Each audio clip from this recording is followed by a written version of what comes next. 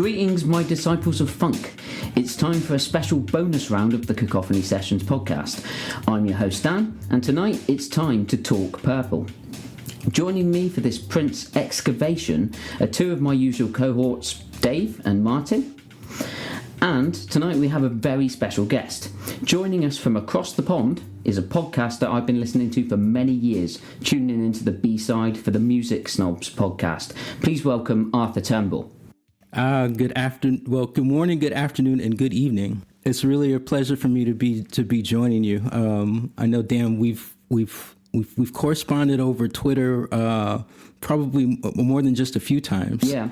So it's always nice to be able to connect a Twitter handle to a name to then a face. That's always nice. It's great. I've been listening to the Music Snobs for 8 years or so. 2013. So I go way back. So it's a big thank you from myself to you personally, because without listening to the Music Snobs, I don't think I'd be here today. So there's that. I appreciate that.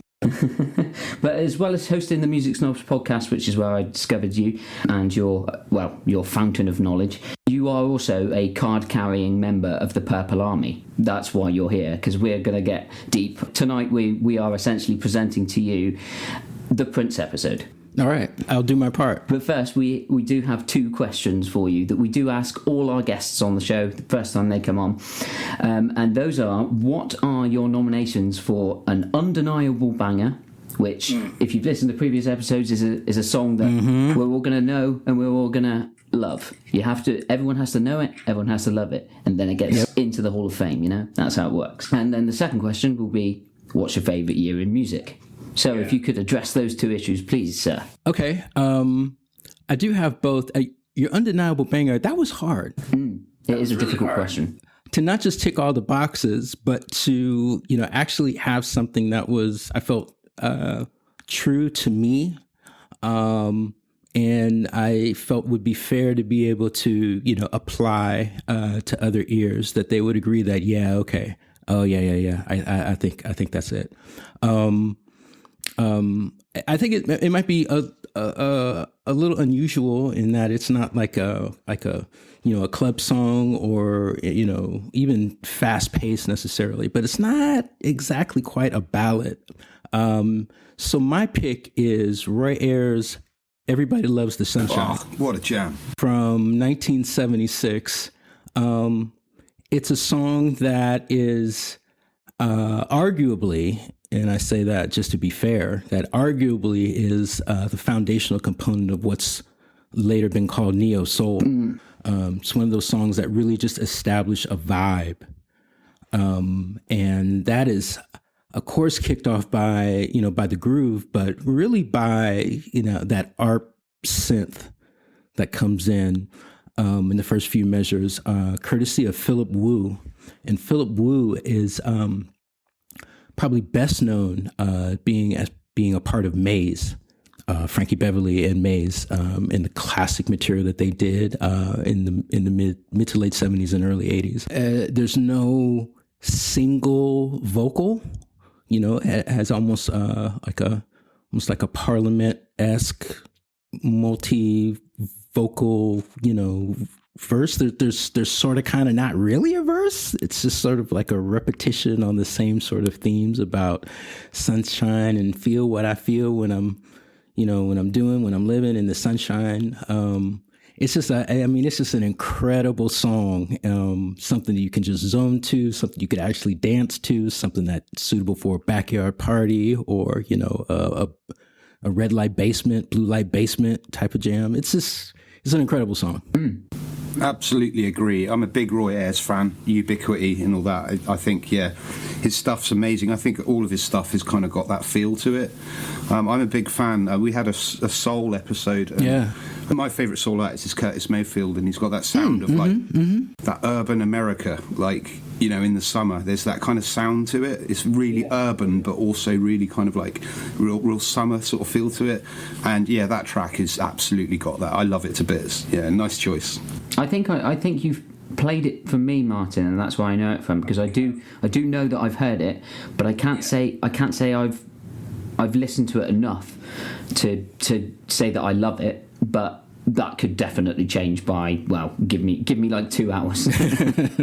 Mate, Roy Ayers is like a whole new world, man, and also heavily sampled. I mean, his stuff's been sampled by especially a lot of the old school hip hop guys. Loads. There's a great scene in his Straight Outta Compton film, right? There's a scene where Dr. Dre's lying on the floor and he's listening to it at the beginning. It comes up in that, and it's like, yeah, it's just perfect, man. Like, yeah, great song. So the year music was I'll say a little easier, but just equally as challenging. I'm going to go with 1986. Ooh, nice choice. And I even recently, after I picked it, it's like I saw there was like a Twitter hashtag going around, hashtag 3 albums 86, and I think I felt like okay, I definitely was onto something with that year. 86, man, there was a lot of change, a lot of like stake in the sand for several genres of music. Hip hop, for example, for 1986. Beastie Boys' License to Ill. You're talking Martyn's language. Really was the first step into the quote unquote mainstream of music. 86 was also Run DMC's Raising Hell and their single Walk This Way with Aerosmith, which completely saved Aerosmith's career, that one song. Yeah. Run DMC wound up on the cover of Rolling Stone magazine in 86, and that was a big step for hip hop. 86 was when the 12-inch for My Melody and Eric B for President was released by Eric B and Rakim. 86 was when Boogie Down Productions released Criminal Minded. That's a good album. That is a really clear milestone record for hip hop. But also in rock, heavy metal in particular, Metallica released Master of Puppets in 1986, and that was like the death knell for the pre-86 hair bands of music. Thrash was hair. Where some bands even just changed their whole look to be accepted by this new form of speed metal. Motley Crue is the one that really jumps out to me, where they took off all the makeup and got out of the costumes and put on leather and denim. Yeah. In jazz, even 1986 was the year that Miles Davis released Tutu, which was like his final act in the arc of his amazing. I've never checked that one out. I've never listened to Tutu. It's been on my list. Tutu's an incredible album, produced by Marcus Miller, who also not only had been a member of Miles Davis's studio and recording band during the early 80s when Miles returned from exile and began releasing records again, but Marcus Miller is also the producer on nearly all of Luther Vandross's 80s classic material. To the point where in some cases he was producing Luther and he was producing Miles, which sounds completely amazing when you sort of, when you kind of like think about that in terms of the range that Marcus Miller has. 1986, Anita Baker's Rapture. Yes. You know what I'm saying? You go on and on. Cameo's Word Up. Madonna changed her whole flavor with True Blue. She went from being the teased hair and sort of, ripped up look, and she kind of like became, more of a mature artist. Janet Jackson's Control was 1986. Which I just listened to the episode that you guys just did. Yeah, thank you. Yeah, I mean, that's a great album. I dug it out, listened to it. I still don't know if I prefer it to I think the Velvet Rope is my favourite. Yeah, okay. But man, Control is so good. It's very people good. People don't realize that that's her third album and not her first, not her debut. Yeah, I've not actually got the previous two, but the third one is the start point that you need. 86, but 86 is why you've got Parade. Bam, there you go. Parade. When Prince he had already walked away from the Minneapolis sound that he had championed, but by that time he was clearly on something else. Yeah. 86 was a big year, man. I think it was maybe one of the last true years that you could say this happened in music and things had never been the same since. So by Peter Gabriel, huge record for him. Huge record period. Graceland by Paul Simon as well came out in 86, I believe. Yeah. I listened to our Crowded House had an album out that year. I can't remember the name of it. It's got "Don't Dream It's Over" on it. Their big hit. Oh right. That's from that year as well. There's a lot of stuff in a lot of different genres. Yeah. Really making a bound towards a different sound from the early 80s. The early 80s is quite cold and synthetic, and I think a lot of albums that are quite warm around 86. A noted shift in the tones of pop music, I think, especially in the UK. I'm not so sure about the US. I think it became a lot more hip-hop orientated around that time. It did. But I mean, in the US, like Black Celebration by Depeche Mode was a big album. I remember a lot of Depeche Mode fans at school during that time. I was one of them. I remember the Smiths. I think the Smiths released "Queen Is Dead." I think the Queen Is Dead in '86. I think so. I think Meat Is Murdered was '85, and Strange Ways Here We Come was '87. So yeah, I think '86 was Queen Is Dead. Somebody get that fact checker out. Fact check. Yeah, it's like I'd have to like think to go on and on, but it's like you could probably come up with like half a dozen more huge records in '86. Yeah, massive year for music. I was born in '87, so I went with '87. Yeah. Not just out of narcissistic reasons, but and that was the close second, man. '87, there was so much going on in '87. Terrence Trent D'Arby, Sting's "Nothing Like the Sun," Sign of the Times was '87. And Justice for All from Metallica was '87. That was when I first really became a Metallica fan. Faith by George Michael as well in '87. Bad was '87. And a New Order, Substance, that we were going to mention. I think we didn't get around to with your first pick. Yeah, the Greatest Hits collection. But no, it was a really good year. '86, '87 is kind of that cusping point. It's like I kind of have a pet theory that when people started messing around with synthesizers like Kraftwerk and those sort of guys, they were kind of making synthesizers or computers, trying to make music with them, rather than the other way around. That after they were instead of trying to force computers to make music, just make music with the synthesizers. So it took quite a while for that shift to happen, and I think that touches upon what you were saying with it's kind of a bit cold when the first sound comes out, and it gets warmer and warmer as you start to integrate it with analog sound and working with it rather than sort of seeing it as an alien technology that must be conquered. For me, the first, I know this is a Prince episode, but I mean, the warmth of the synthesizer kind of, for me, came with early Stevie Wonder, classic period records, Music of My Mind, Intervisions, where there was some personality, to the instrument. He was a great user of the Prophecy and the Mini Moog and some of those other like start-off breakout sort of synthesizers that, because he was almost playing like rhythm on the clavicles on the off notes, as well as using the white keys. It was like revolutionary, but that only came because he was such a skilled pianist. You mentioned personality, and I think it takes a special kind of musical talent to bring personality out in electronic music, and I think the 80s were the first time it really, really happened, especially the late 80s when synths became ubiquitous. Anyone could play synths and make sounds, but to really, truly create a personality, an emotion with synthesizers is a real art. We're now kind of enjoying the kind of legacy of that nowadays. So, yeah, it's good. Good year, man, 86.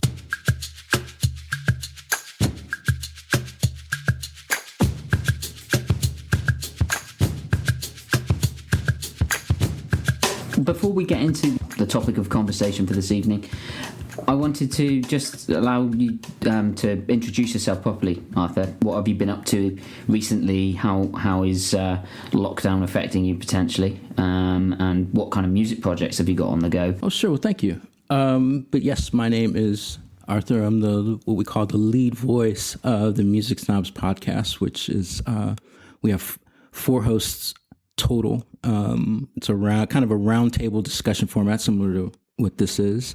And we had started out really over email, just a series of Gmail threads, various debates about music and this song and that song and what works and what doesn't. And we had the idea of, hey, why don't we do an experiment where it's a show about Black American music, but it's done, in a way that is highly intellectual and see if it works. And we've had some success, and as a result, we do a few other shows. One is Snobs on Film, which we're going to be launching our next season shortly. Where same kind of format, same kind of takes, but we'll apply it to films. And this year we're looking at the theme of one theme applied to a series of films, one film each episode. And then one of my co-hosts, Isaac Perry, and I do a show called Mad Unreal, which is somewhat of like an offshoot of Snobs on Film, if you will, where we get into all things James Bond and Star Wars and Marvel, MCU, and DC, and why I hate Ben Affleck as Batman. And we have a lot of fun. They're heavy labors of love, but we feel that the conversations and the questions that we ask are necessary, for our own Gen X type listeners, but also some millennials and Gen Y listeners as well, to show them, at least for the music snobs, music that you may be familiar with but you really didn't know, and some things that you weren't already exposed to, and here's why you should be. So I dig it. Yeah, it's good stuff. The movie thing's not really my area of expertise. I'm not a superhero guy in terms of my movies. But that's what you need, though, right? I mean, like, even with what you're doing now, you've got these different opinions, different specialities, if you will, and then when you get together, you get kind of a balanced conversation. That's what you're going for every episode. I have listened to the Snobs on Film, and some of your episodes. It's definitely interesting, even if it isn't my area of expertise. And plus, you use Girls on Film for the theme song for it, so that's always a big draw. It's a big draw in my book. So you get me through the door. Undeniable banger right there. Yes, absolutely. I would say the reason why we're here is we are gonna talk a bit about Prince. So normally when I say Prince, Martin will call for people to take a drink. I think the audience may have some sort of drinking game on the go. We're gonna go all bets are off on this one, guys, if you're listening. I think we might kill people on this one. We're not responsible for anything that happens as a result of you playing a game that we don't officially endorse, okay? The way I wanted this conversation to run is that I've divided it into 3 categories, just for general topics of conversation, to discuss what we think are the best aspects of Prince's career. I'm sure we may come to some of the negative aspects as well. People accuse us of being maybe too biased with Prince, but it's always good to have balance. The way we are going to confront the topic is I wanted to pose the question, firstly, which project saw the best protege album? That's question 1. Then we'll talk a bit about our personal favourite Prince albums, of which mine changes every 15 minutes. And then we will talk a little bit about what we want to see going forwards from the estate. So there'll be something in there for people that are Prince diehards. If you're knowledgeable about Prince listening to this, we will cater to you, I hope. And for those of you that are casual Prince fans, there'll be some recommendations and things to really go and check out. His catalogue is vast, so it is something we can't possibly sum up in a 2-hour conversation, but we will give it our best shot.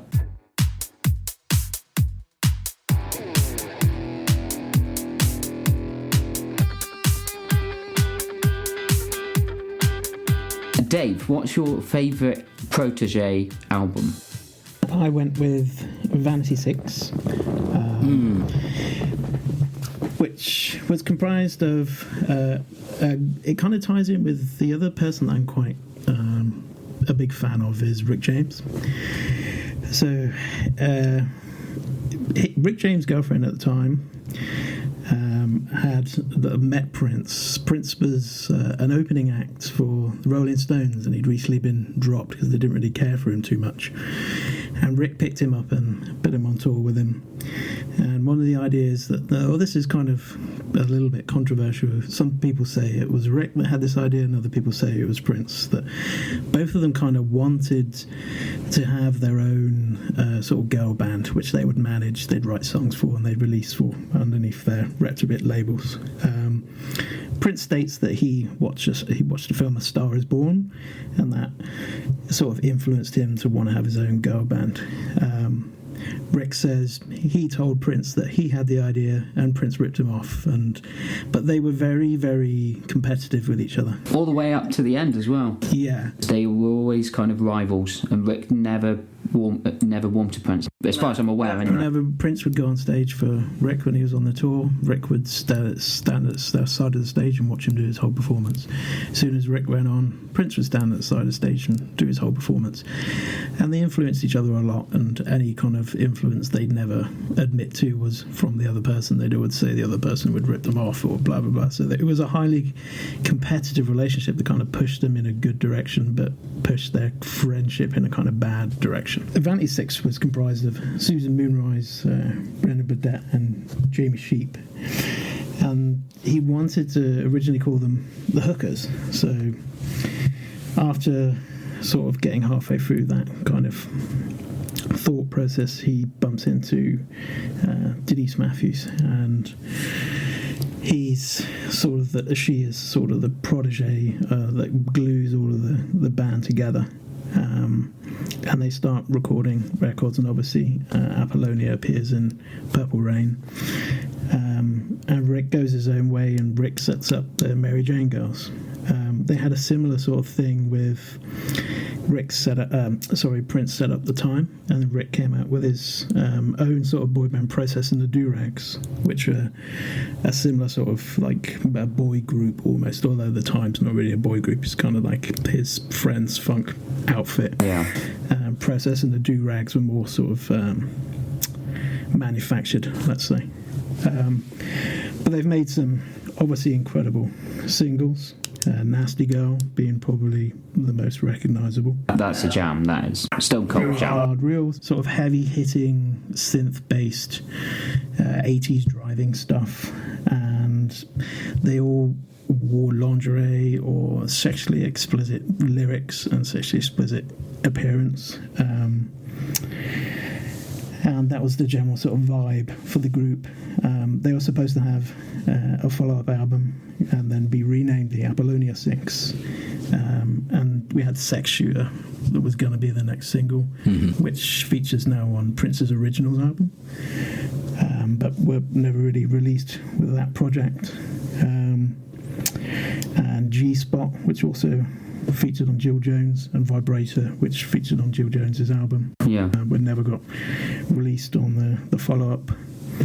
And unfortunately, Denise Matthews passed away in 2016. There was a lot of toing and froing with the girls, being with Rick, being with Prince, and vice versa, and a lot of competitiveness. But the album that we got under Vanity 6 and the singles which appeared in the side projects, and then Lassie and Purple Rain, were my favourite protege records. They're real sort of dance floor heavy driving synth based unadulterated 80s bangs. If a girl answers Don't Hang Up, that's a great song. It's just funny, and only Prince can pull that off.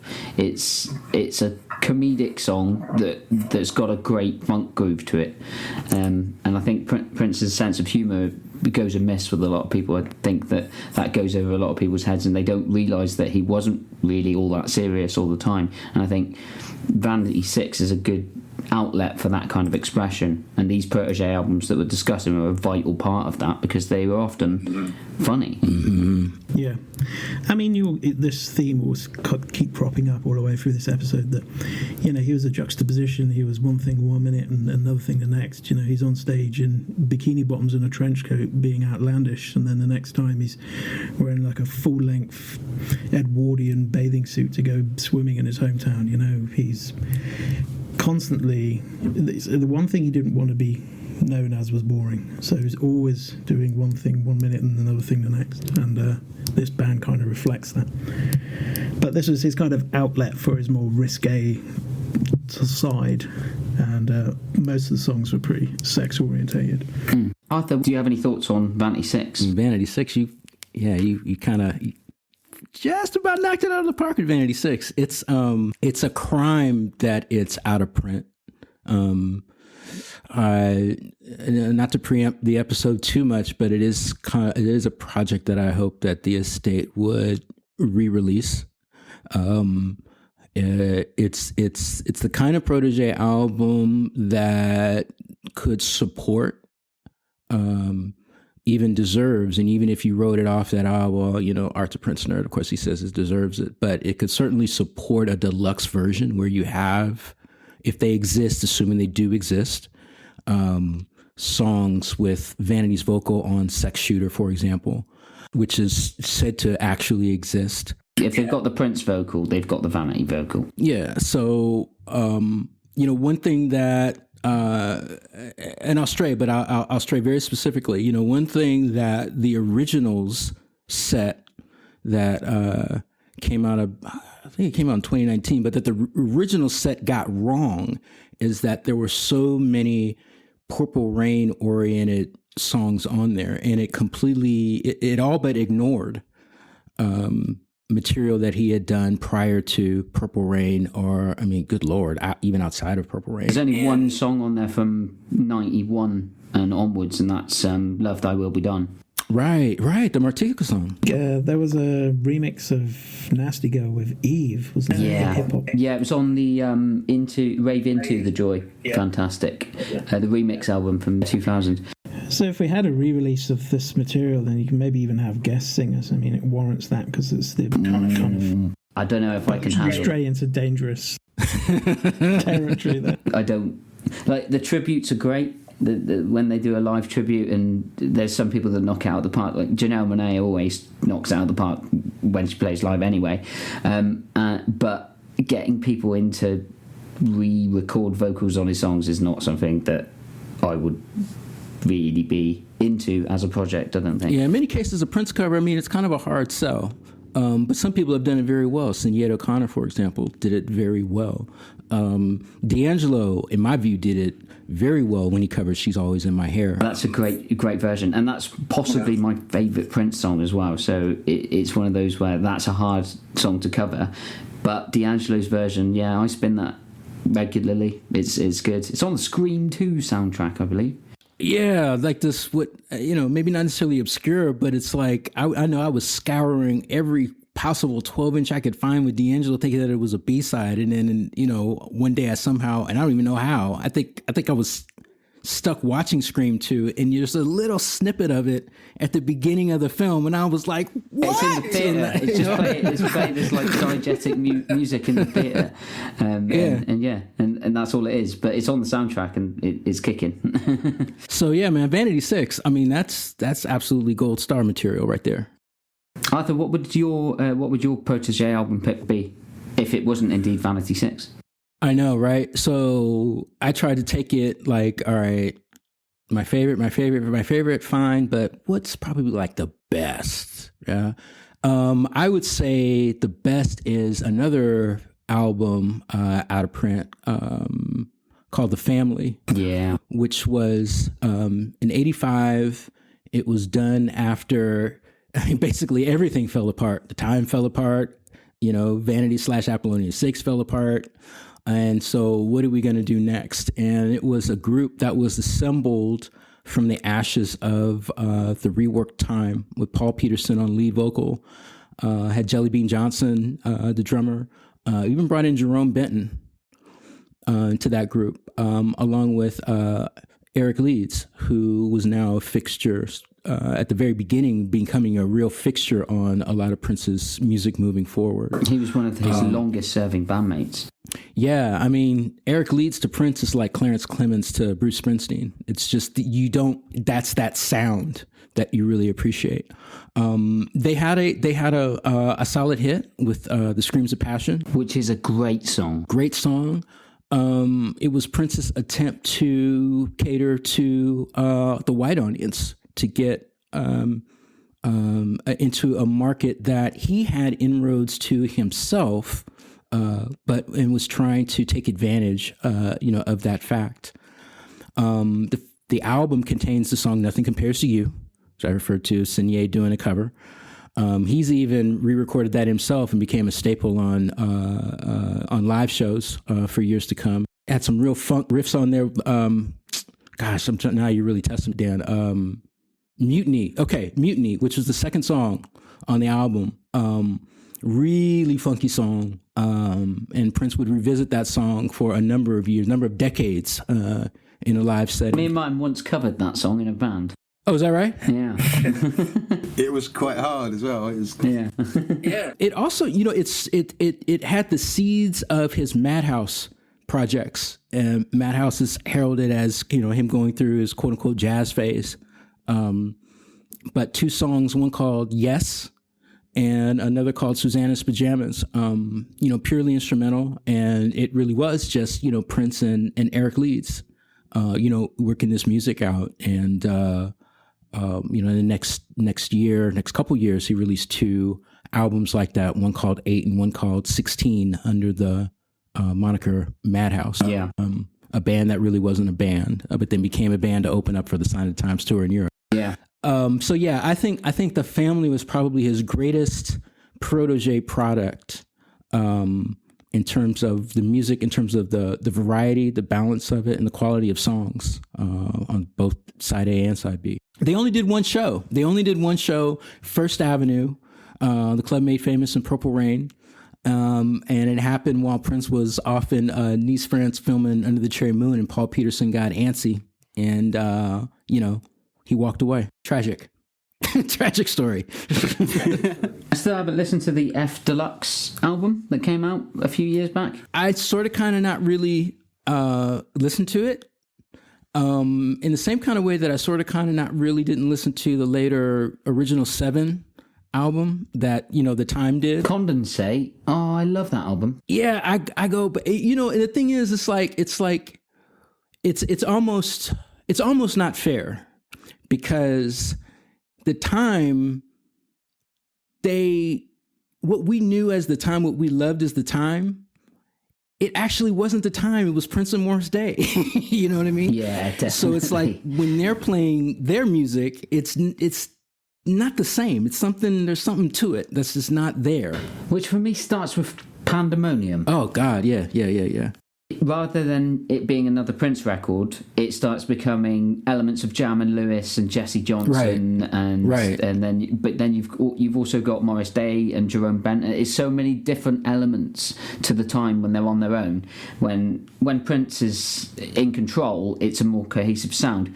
In saying that, though, some of their later songs I do really love. I think they're not as succinct as the Prince releases as The Time, but there are some great songs. Blondie is a great song that I love, that I was listening to the other day, and Trending from Condensate. Yeah, I'm not as optimistic about those records, particularly Pandemonium. I have a good friend, and she loves Pandemonium. That's like her favorite Time album, and I'm like, but I mean, the first 8 bars of Get It Up, it kills anything that's on that record. Yeah, that's very true. It's just not the same. But it's hard when you talk about, music like this, and it's easy to get caught up in wanting to live in the past and relive the past. And, I try to argue back by saying, it's not so much that it was about that. It's about almost the need to not create that, but still have the components of that moving forward. And that's something, it's always a challenge to try to reconcile. And it's usually one of the big trouble areas I get into when I have conversations about Prince's 90s career and moving forward into that, but like I said, off mic, it was like, you kind of need the full component with an artist like Prince. You need that balance. You need somebody that came in, at that Diamonds and Pearls, that was their first Prince record. You know what I mean? And they're just as, bleeding purple as I am having, Prince be my first Prince record, and you can't really deny that. you just have to accept that this is an artist that was just so complete in terms of his appeal and his output. Well, actually, musicology was mine, so I was very late to the game there. There you go.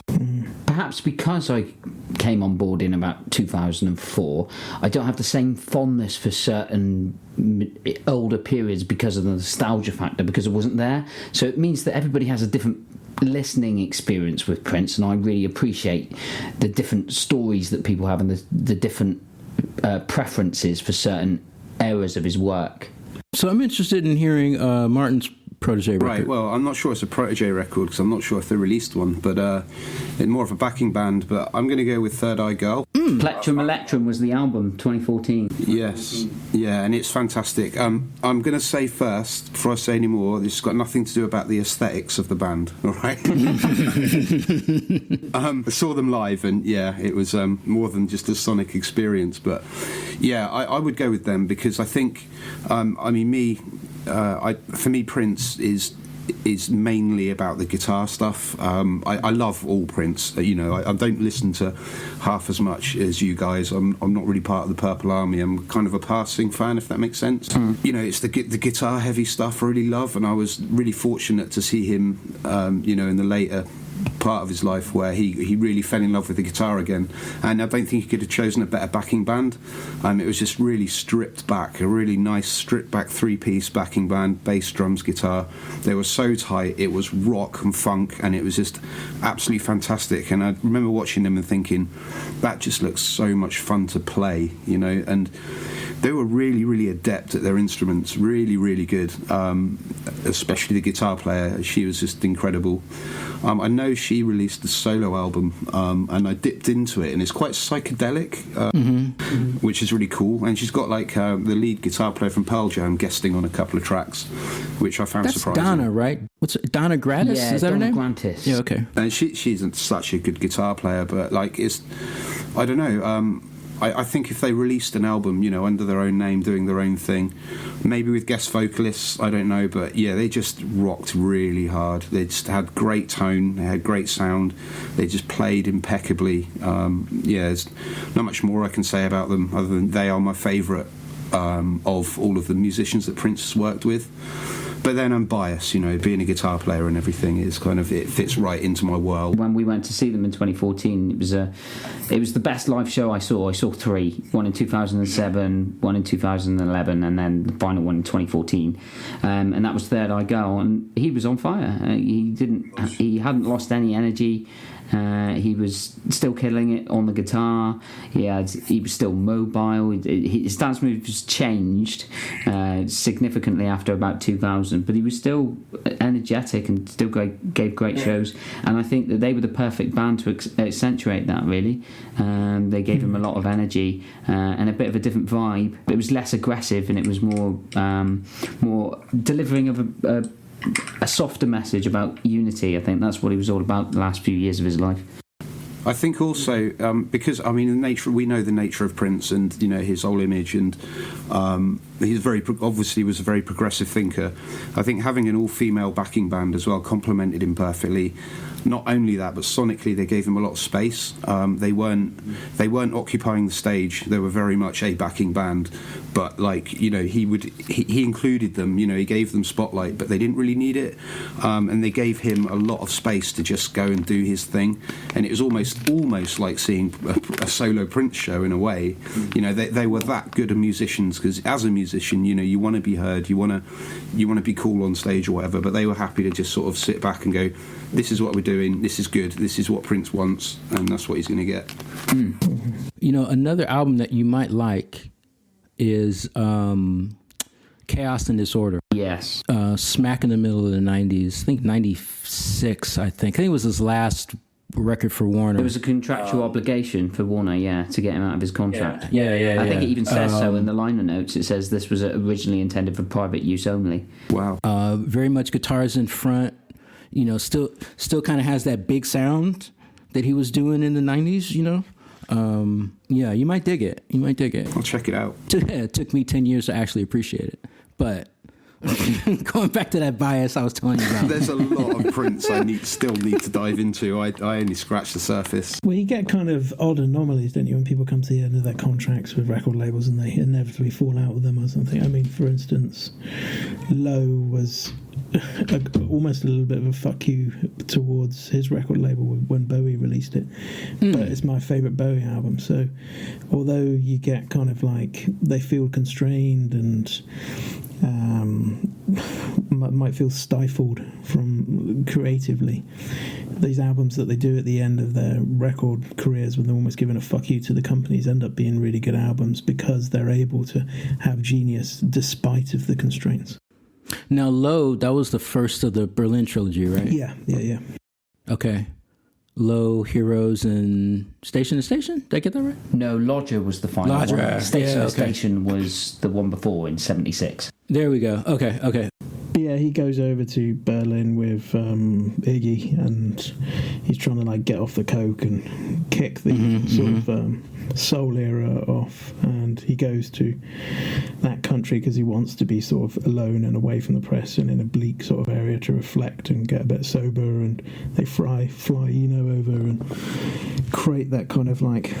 He was influenced a lot by German bands, but didn't want to sound that way, so they kind of like had that undertone going when they were recording that. That's why it sounds sort of industrial and nothing really like a Bowie record. But the label wanted another funk soul record, basically. Like another Young Americans? Yeah, exactly. That's exactly what they wanted, and hated it when he came back with Low. Didn't want to release it. Yeah, he only got them on the small print by saying, I'm contractually obliged to give you another album, but you can't exact any creative control over it. It's written in the contract. You have to release it as is. But they held it back and released it in January, I think, where like records used to be where you released the records that were going to die in January. Well, this is the Prince episode. We'll have to save the Bowie talk for another time, I think. Sorry, my fault. I was going to My say, fault. I love Yeah, it's Bowie. just It's all interesting good. how you get to these positions when they come to the end of their contracts. It's almost like, they create some of the best work sometimes because they're so annoyed and they've got these constraints and they kind of want to like kick back twice as hard just to show them. As much as I'd love to get derailed about David Bowie, my favourite Protégé album is it's a banging record. It's the most popular album by the time. It's What Time Is It? A lot of people would say Ice Cream Castles, but I would pick that, I think for me it's What Time Is It? I think that's the album. I think it would win a fight alone on the strength of 777 9311. I think that song is so good that it to be released by a Protégé act is insane if you think about it. How good that song is. It could have been a hit for anybody, and he just cast it aside and said, "Yeah, you guys pretend that you did this." It's really crazy when you think of it like that. But What Time Is It? Is his way of saying, I'm not just about mainstream music. I can do this on the side. Fuck you, I'm this diverse. Like, I've just got this as my cast-offs. And they sold it so well, though, the time. I think you've got to give them credit. Yeah. Yeah, I think out of all the Protégé acts, I give Morris Day like the contemporary accolade ahead of most of them, because I think he was, as good as Prince on some levels, doing some things. We touched upon the fact that there's a lot of talented people in the time. Jeremy Lewis, Jesse Johnson had an album out which featured, I think this was 86 as well. He released his album Shockadelica, which had Sly Stone on it. It was a big continual cycle of fuck yous in Prince's catalogue in the 80s. So he would fire someone, they would then go off to do something with somebody else, and it all resulted in fantastic music. And that's why the time a big catalyst for that, and in his fallouts with Jeremy Lewis firing them before a show for being late, and the drugs issue with Morris Day and things like that. It's a fascinating catalyst, and I think the album that embodies it the most is What Time Is It? It's so everything that is good about Prince on one record, even down to the very ending of the record, where I Don't Want to Leave You just suddenly just stops and another jam just fades the album out. There's this strange minute and a half at the end of the record. It's weird and it shouldn't work. 7779311 by anybody else would sound like a mess, but the hi-hats are so tight, the bass is so good that only Prince can pull that song off, and it just works. The Walk, Wild and Loose, it's a party jam. Even the ballads, Gigolos Get Lonely Too, it's just a great record, and I put it up there with some of Prince's own records, which is what we're going to talk about in a second. And yeah, man, no argument at all for me. We will talk about our favourite Prince records, the official Prince catalogue. We'll start off with Martyn this time. Martyn, what's your favourite Prince record, Prince album? Well, it's a hard one for me, really. I mean, to be honest, because I'm kind of like almost like a fair weather fan in a way. Sign of the Times is, a masterpiece and everything, and I do love it and all that. And I grew up hearing Prince on the radio a lot. Raspberry Beret was one of my favourite songs as a little kid running about, and when I heard You Got the Look, I listened to that on repeat. I taped it off the radio. The sounds on it were wild. I'd never heard anything like it before. So I grew up and hearing all the big singles and everything on the radio, and was aware of Prince, but wasn't really that aware of what music was back then. I was too young, but then in the early 90s, I became obsessed with music massively, and I was a massive hip-hop head. I was into, all the usual Public Enemy, Gang Starr, Run DMC, all the big guys, and Prince came out with this Symbol album. I can't remember what year it was. 92. Actually, I was just starting to get into guitar music then, but I was still loving hip-hop a lot. I was obsessed with it. And I loved it because it sounded like a hip hop record, and there was a lot of hip hop production on it, and he was rapping. Yeah, My Name is Prince. Yeah, My Name is Prince. I mean, that came on the radio, and I was like, this is a jam. I was like, it blew my head off.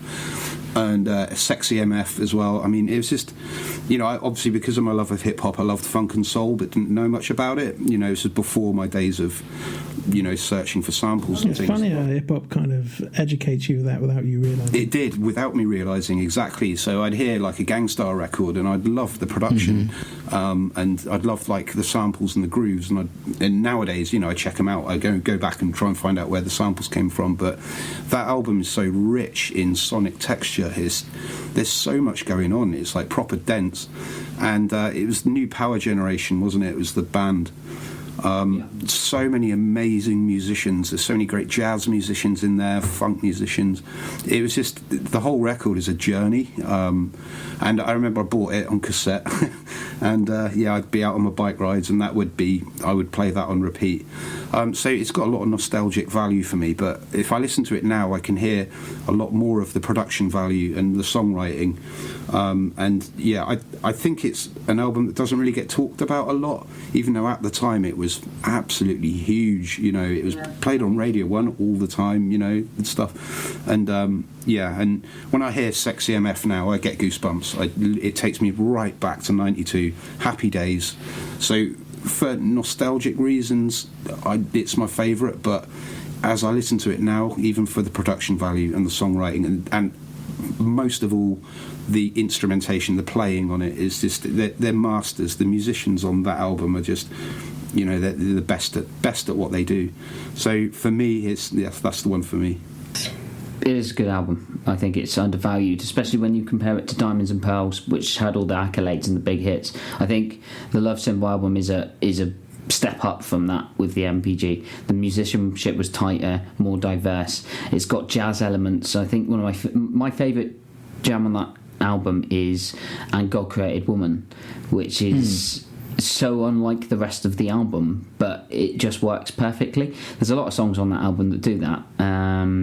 Like Love to the Nines and The Morning Papers. They don't sound right on their own. They work in contrast with the rest of the album, but they are still good songs. It's a strange album. I have a weird relationship with that album. Well, I always liked that because he had this whole mansion wired for sound, didn't he? So he could record on the fly anywhere, and he'd save things for projects. You know, it wasn't just, oh, I've made 10 new songs, I'll just whack them out on an album. He'd wait until he had the right project and find the right things from his past to add them to a cohesive story to be released in an album.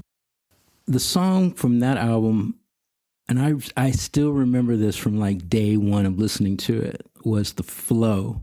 Oh, yes. And the fact that he had a trombone solo. And I thought, okay, this is clearly different. And like by that time, like I was deep into hip hop myself, and I had always kind of lamented in some ways because Prince really didn't, not even embrace. I don't think he necessarily understood rap at that time. I agree with you there. And I think, if we talked about before when My Name is Prince, it was almost like he was flirting with the genre but not quite understanding it. Yeah, and I remember there were rappers that really wanted to work with him because rap artists, they loved his drum programming. The stuff he did on the Linn drum and stuff was great. Mm-hmm. Yeah. It would have been interesting to know if what would have come out of the kinds of collaborations that he ended up doing later with like Q-Tip and Chuck D, and actually have them in their prime, not to put them out to pasture, but, like right then in the moment, 1990, Chuck D actually on a Prince track. One of the biggest rappers around then, Yeah. The one that we could have got, and always resonates with me, the one that we could have got is Kendrick, because Kendrick Lamar in I think about 2011 was at Paisley Park, so they collaborated, that they worked together. So I really do wish that we could have got something from that, a record, because I mean Kendrick Lamar hadn't made To Pimp a Butterfly yet. I don't think he'd even made Good Kid, Mad City. And it would have been fascinating to see. I mean, Prince was still around when To Pimp a Butterfly was made. Mm-hmm. I think we got George Clinton. There's a couple of others on that record as well that he collaborates with. But I think if he had worked with Prince, that would have been something else. Do you think maybe something to do with the fact that he always kind of worked better with the kind of female persona, like the feminine side, and he wasn't so up with the masculine hypersexual hip-hop side that kind of fronted with him maybe? Well, I kind of have a theory about it. I mean, I know I just used the word collaborate, but I've always felt that Prince really was the opposite of collaborate. Like, he didn't really know how to collaborate with the musician, even though he, really was like a band-oriented artist. He came up, in bands and thrived, in bands in these units. But, Prince's whole MO was, okay, here's the music, here's my guide vocal, sing it just like that. And, to collaborate, it's, okay, here this is. And then the other person adds something to it. And then the first person comes back and says, okay, well, what if we rework it this way, rework it this way? And then, you have this back and forth. And then, you come to the, the yield is, a collaboration. We always find that there's a lot of guys that produce that way. Like James Brown was very guilty of doing that. He would just sit session musicians down and get them to keep playing. When they played something he liked, he'd get them to loop it, and then that was the song. There wasn't any to and fro. Wasn't any discussion about notation or cadence. It was just, you're going to do it my way, and I'll tell you when you got it right. One of the interesting collaborations that kind of, it really, I think, emphasises your point, Arthur, was the year after the Love Symbol album in '93, when he collaborated, I'm saying that in inverted commas, when he collaborated with Kate Bush. The song is called Why Should I Love You? And if you listen to what Kate Bush originally had for the track, it sounds very different to what Prince came and did. So his idea of a collaboration was to take this soulful song and turn it into a weird disco jazz soul song with very clear Prince organs and guitar playing. It's idiosyncratic. You can't disguise the fact that it's Prince. Yeah. And it really emphasises the fact that the song is great. but it shouldn't work, and it doesn't work as a collaboration. It almost sounds like a Prince remix of a Kate Bush song, as opposed to two artists cohesively working together. Yeah, you have that a lot on the Sign of the Times Deluxe. You know, you've got like with all the vault tracks on it. There, I believe there are 3 songs that he gave to Bonnie Raitt. At least one, if not 2, of which she actually released. You know, but when you listen to them, they're really off the shelf, 1982 Vanity 6 tracks. But he's giving them to Bonnie Raitt. Did we know any of the details about how he worked out the finances when he was doing it? Because obviously he's broken from Warner in that period, and he's doing things just for the vault. And if he gave away a song, does he put it under? He wouldn't put it under his label because it has to go under the artist label that they're signed to. Well, the short answer is no idea. I mean, that being said, it could be that he made his money on the publishing end. Because, like, I think all of those songs at that time were like, controversy music. There could have been relationships where, it was a fee for service, or something of. It's just interesting because he did it so often. There must have been, like, obviously he enjoyed the process, but he wouldn't have done it for nothing. Yeah. I think he just had so much music, he had no choice but to give it away. I know that there's a massive unreleased catalogue of stuff that still isn't officially out there. The estate are doing a good job of getting through it, I think, but we'll get onto that in a bit. But there's still so much of it that's unheard. It would be insane to think if he hadn't given these songs away, what would be out there. He had to have some form of outlet, and I think that's why. I think he just genuinely had too much music, and he needed to get some of it out there in different formats. So that's why he was so keen to give away so many of his tracks. I suppose you often get artists talking about how they just like need to get it out of them, and I think he probably suffered from the same. Right, there's that too. I agree with that. I think about No Doubt song. I think it's called Waiting on You. Waiting Room. Yeah. From Rocksteady. Yep, from the Rocksteady album. And I could see it to be a scenario where, he liked Gwen Stefani. Yeah. He liked what No Doubt was doing, and okay, let's find a way that, I can contribute, to your project. Pay me this way. Or, my lawyer will deal with, X record company lawyer. But I agree, Dan, it's like he had so much that he could find creative ways to get out what he wanted to get out. And knowing, certainly by that time, knowing that if he really needed some money, he could tour. Yeah. I know there's sort of like, I've looked at stories with Van Morrison before when he's talked about Astral Weeks, because it took him so long to get that album out, that he had it just knocking around his head for such a long period of time. It's just like torture. He just needed to get that album recorded so he could forget about it.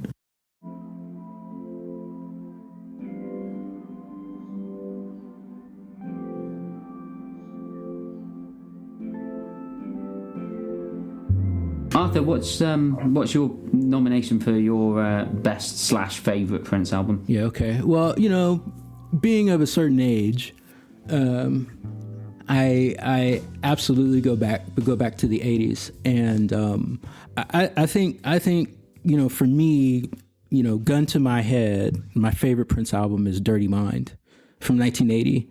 And for a lot of reasons, some of them just purely, fanatical, and others from just, historical and what that album means to his career. But, I firmly believe that Dirty Mind is the cornerstone of what we know Prince to be as Prince, where Prince became, the artist with, just the capital P to just all caps. And he went from almost being a one-hit wonder with I Want to Be Your Lover, to turning around and producing something so beyond what he was image-wise on the previous album, and he literally became dangerous in just a heartbeat. You have these influences of what at the time was new wave. He had a look. It was the first album where he actually presented the band with their own personas. And a friend of mine, Edward Cruz, a journalist, an author of a book called Prince in the Netherlands, where he literally chronicles, Prince's entire career just in the Netherlands. Is absolutely fascinating. But he talks about how the film Quadrophenia the mods informed, that look. This is where the trench coat came. This is where the Rude Boy button came. This is where the spikes came. And side B of Dirty Mind being just steeped in just funk, which truly was where he was from. Just provided this balance of completely remixing what his career could have been. I go on record to argue that, that's the reason why, Mick Jagger went to see him in New York. And that's the reason why he got called to be on the Stones tour and do the LA date, probably one of the biggest markets that the Stones had for that Tattoo You tour. It's what got him on Saturday Night Live. That's what got him on the purview of, NME and Rolling Stones and Rolling Stone magazine. And, it's like, that's when stuff changed. I mean, Prince was on the cover of Cream magazine, twice, for God's sakes. And, the reason for that is what he started with Dirty Mind. It's an album that does alienate people. It's essentially demos, isn't it? It's essentially demos. And I've heard different variations, of that theory that it was presented as demos, but in reality, it was like the money that he got from, I Want to Be Your Lover, and, the hit that his second album became, he took that, bought a 16-track recorder, and it was him and Andre Simone that made that album. And that Andre had I had the opportunity to actually talk to Andre Simone, and I was so starstruck that I actually forgot to ask him this. But, the idea was that, in recording, Andre had some tracks that were too hot. And, they had to send the album to New York, and to the engineer that's actually credited on Dirty Mind, I just forget the gentleman's name, fix that. And that a lot of white noise was used to compensate for the snare drum. And, the album was fixed, but it actually gave it that kind of that warmth, sound overlaid on that gritty recording. To me, and it does, it sounds like a demo, and it sounds nothing like Prince, the album that immediately preceded it. And it didn't sound anything like, controversy that came afterwards, except for maybe, you could really argue, Let's Work had that same kind of, that core, groove. Not that Controversy wasn't a funky album, but it's like Dirty Mind stands on its own, but it's literally everything that you can stack up on top of that. Just incredible record. I could go on, for days and days and days and days about that record. Rather than going for days and days, what? Yeah, right. If you could pick one song from that album to recommend to the listeners, what would it be? It would actually be Head. It's a jam. And, I say that as a family man. But, the song, it's really instructive, it demonstrates the technique of James Brown's The One, on bass with, the lyrics, as suggestive as they are, as overtly suggestive as they are, he provides this narration. It's some good lyricism on how he kind of like takes you through this journey, as illicit as it is. And it's also kind of a long song, and Prince, later on kind of became famous for having these long songs. I mean, Controversy's like, 6 minutes and change. And I mean, God knows there are incredibly long songs that are on 1999, which is probably like my close second as far as favorite Prince album. Yeah. But, it kind of shows you, if you peel everything back about Prince's career and to say, okay, what kind of artist was Prince? Like, where did he live? I believe that he lived between the spaces of Dirty Mind. That's a great analogy. I like that. Well, that pattern would keep on recurring, wouldn't it? He is able to sort of say these sort of sexually explicit songs, basically, or risque songs, without necessarily using vulgar language and using simile and metaphor and kind of being hailed as a great lyricist. And it kind of echoes, like, it kind of started with Soft and Wet. So I think the record company was on record at some point as saying it was a great marketing ploy that he took too far. They thought the kind of, pervert's trench coat and this thing was like he was taking things too far, and that he realised that his audience were going to be young black women and that he was going to cater to that as kind of like a sort of sex Lothario soul singer, but they just he took it too far, but he proved them wrong in the end, and that his intelligence and witticism got through. I'm going to go next with my favourite Prince album now. It changes out every day, so this is my favourite Prince album to date. Now, I've been preparing all week to come on and wax lyrical about Sign of the Times, because I'm always talking about Sign of the Times, and it's fantastic. And we had the box set, which was magnificent. 8 discs of just... I listened to it all in one go as well, which is probably not healthy. But Sign of the Times is not going to win it today. Now, on other days, it might be Parade, but I've already talked about Parade. See, I didn't choose Sign of the Times because I thought you were going to say it. Okay. Interesting. So Sign of the Times is the real loser here. Certainly go listen to Sign of the Times if you haven't, but it's one of those where it's been analysed probably a little bit more than most stuff beyond Purple Rain, so I wanted to cast a little light on one of his lesser known releases. It's not lesser known, it's still a big hit. It's not Parade. I've already talked about Parade on the Soundtracks episode and why I love that album, but today my favourite Prince album is Love Sexy. Yeah, Love Sexy, I was listening to it earlier, and it's got this weird, it's like a melting pot of all his early sound with all the synths into the more kind of gospel organic sound that he would maintain throughout the 90s. And coming off of the back of the unreleased Black album, he put together a suite of songs that was originally intended to be listened to as one track. And it's so precise and to the point, more so than something like Sign of the Times or Parade, which is a sprawling masterpiece which takes you on to a lot of places. I think Love Sexy does that, but in a bit more of a brief time, so it's a quicker journey around the songs. It's got a shorter running length, although maybe not to Parade actually, but it feels shorter anyway. And I just think it's one of those albums which is the context in which it was made gives it this special meaning for me. It's like the album that he really wanted to deliver, it feels like, and it's got so many sonically interesting ideas. A song that really grabbed me when I was listening earlier is the closer track, Positivity, because it starts off as like a bare bones early 80s just drum machine, kick drum, and this monotone voice, and then it steps up into this big spooky electric choir with the rhythm change, and it's just a statement of intent into, this is me, this is where I am now, but it's where I'm going in the future that matters. And I really get that. It was he felt like he had a dream to deliver with Love Sexy, and I really think he accomplished it really well. I mean, it's got fantastic songs on it that were hits, like Glam Slam, to a lesser extent, but certainly Alphabet Street was a big hit here in the UK. I don't think it did as well in the US, but it was top. I think it was top 10 in the UK.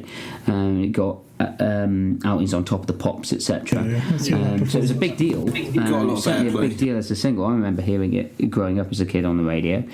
So it's got radio-friendly hits, but it's dense, and there's something to discover every time I go back and listen to it. There's a different guitar line that I'll hear, or a different synth line that he's playing, or something strange that he's doing on the hi-hats. The drumming on, I think it was Sheila E. actually, or it might have been Prince, on Dance On.